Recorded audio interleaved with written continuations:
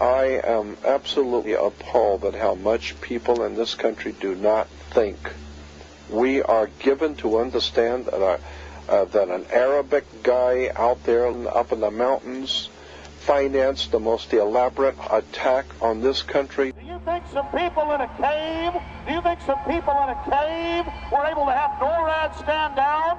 Do you think that people in a cave were able to have all of this happen? And when I think about how many Americans were killed in New York City, and believing as I do that this thing was a setup job, this is a textbook operation that Nazis used, and they've used it over and over again.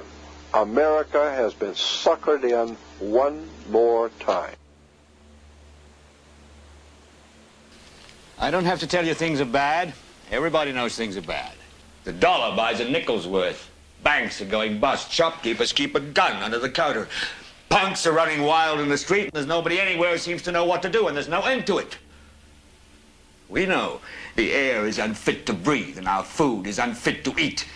We sit watching our TVs while some local newscaster tells us that today we had 15 homicides and 63 violent crimes, as if that's the way it's supposed to be. We know things are bad, worse than bad.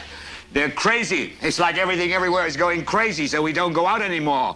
We sit in the house, and slowly the world we're living in is getting smaller, and all we say is, please, at least leave us alone in our living rooms. Let me have my toaster and my TV and my steel-belted radios, and I won't say anything. Just leave us alone. Well, I'm not going to leave you alone. I want you to get mad. I don't want you to protest. I don't want you to riot. I don't want you to write to your congressman because I wouldn't know what to tell you to write. I don't know what to do about the depression and the inflation and the Russians and the crime in the street. All I know is that first, you've got to get mad. You've got to say, I'm a human being. God damn it. My life has value.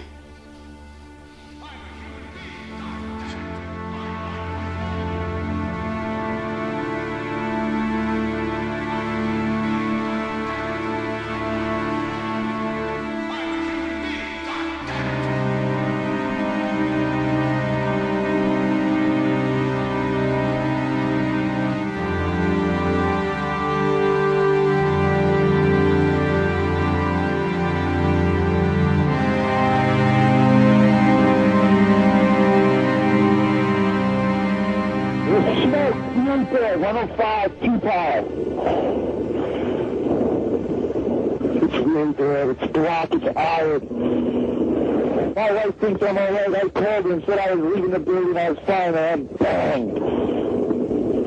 The three of us, 2 broken windows. Oh, God!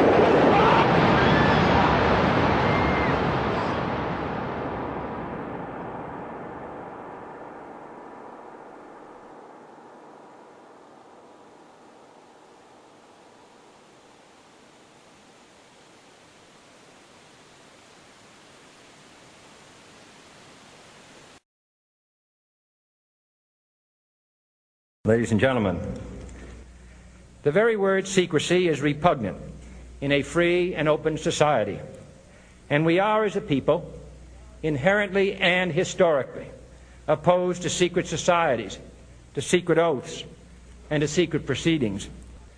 For we are opposed around the world by a monolithic and ruthless conspiracy that relies primarily on covert means for expanding its sphere of influence, on infiltration instead of invasion, on subversion instead of elections, on intimidation instead of free choice.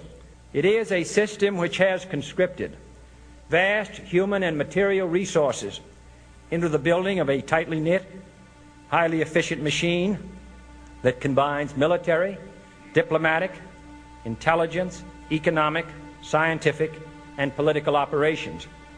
Its preparations are concealed, not published. Its mistakes are buried, not headlined. Its dissenters are silenced, not praised. No expenditure is questioned, no secret is revealed. That is why the Athenian lawmaker Solon decreed it a crime for any citizen to shrink from controversy.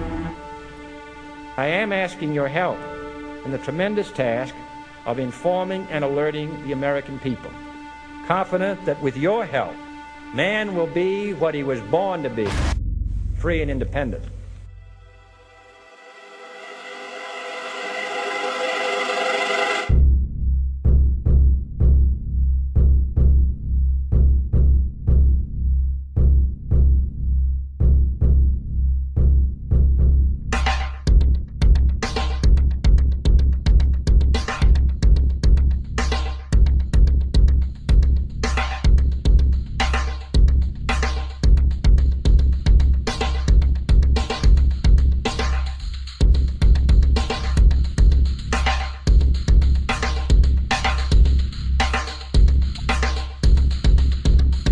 1775, the American Revolutionary War began as the American colonies sought to detach from England and its oppressive monarchy.